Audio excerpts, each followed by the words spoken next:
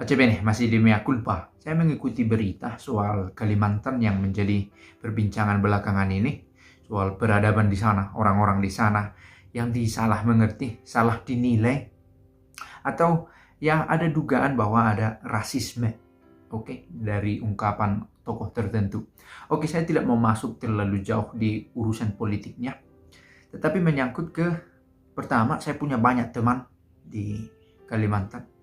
Adel Catalino, Baturamin Kasaruga, Bas Sengat Kak Juwata. Harus.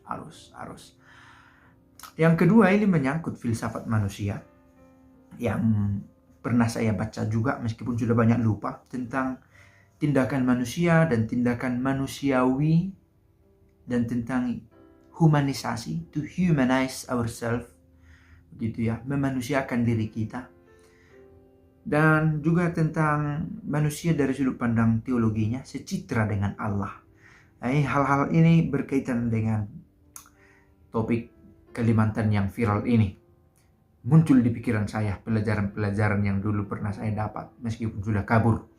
Dan juga tentang filsafat budaya, filsafat tentang bagaimana manusia memanusiakan dirinya. Tidak dengan sendirinya. Kalau saya manusia itu terlahir manusia, bahwa saya itu manusiawi. Manusia itu makan, manusia itu buang air besar, manusia itu tidur, manusia itu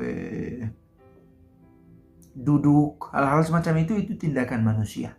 Tetapi tindakan manusiawi itu manusia bisa menjaga perasaan orang lain, memilih untuk memakai kata yang tepat. Manusia itu memilih untuk percaya pada seseorang, memilih untuk berlaku adil, itu tindakan manusiawi. Nah, ini yang justru hilang dalam banyak kesempatan. Mengapa terlintas ide ini? Saya pikir ini bisa jadi ranah teologi, kesecitraan dengan Allah. Ada satu komentar yang saya temukan, Pak, jangan ngomong begitulah, mainmu kurang jauh, katanya. Saya pikir ini istilah umum yang banyak benarnya, begitu ya. Pengenalan, pengetahuan yang terbatas karena kurangnya pengalaman bisa membuat pandangan kita itu menjadi sempit. Ada apa dengan Kalimantan? Mungkin ada konsep ketika orang berbicara tentang Sumatera, sawit, begitu ya. Ketika orang berbicara tentang Papua, ini hutan semua. Ketika orang berbicara tentang Kalimantan, ini hewan binatang buas atau sungai atau ular. Itu a priori yang dibentuk oleh keterbatasan pengetahuan, gitu ya. Dan ini dialami oleh orang-orang yang memang memiliki kurang banyak referensi, kurang banyak pengetahuan, karena kurang mengenal, karena kurang banyak mendengar dan tidak mengalami. Tiba-tiba ada satu video menunjukkan maju sebenarnya Kalimantan ini. Ada apartemen, ada bangunan-bangunan yang hebat. Bahkan ketika di satu tempat tidak ada bangunan-bangunan hebat, bukan berarti peradaban itu tertinggal. Maka saya sangat ingat pesan kata-kata dari dosen filsafat yang saya pernah temui. Tidak selalu tepat kalau kita katakan satu kebudayaan itu primitif, begitu ya.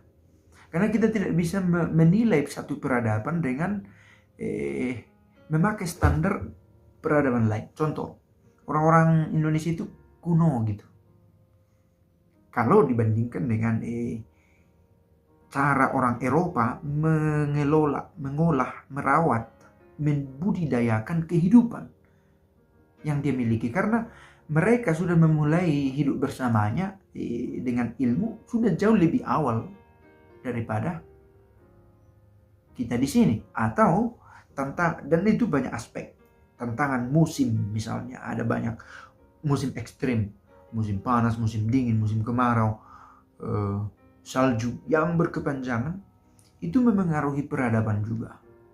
Nah, itu tantangan yang mereka miliki tidak persis kita miliki di daerah kita tropis.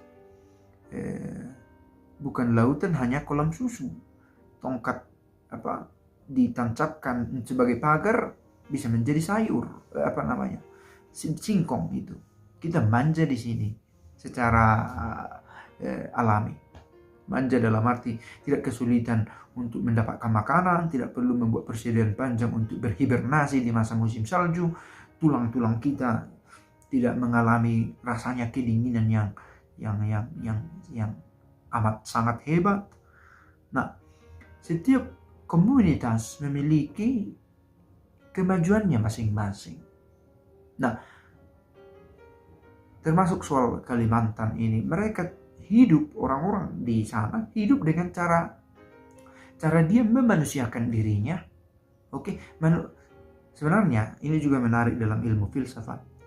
Ketika kita menyebut manusia, sebenarnya itu sudah pelanggaran terhadap hakikat kemanusiaan kita. Oke, kalau saya sebut manusia, saya sudah membuat konsep yang membatasi bagaimana seharusnya manusia itu. Oke, manusia itu harus seseorang itu harus mandi, harus memasak makanannya, harus menanam tanamannya untuk dipanen.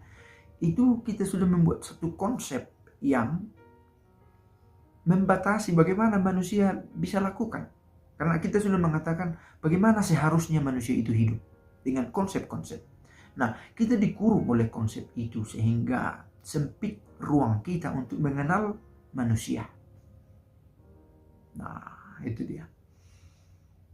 Harus tinggal di kota, contoh. Nah, tidak harus.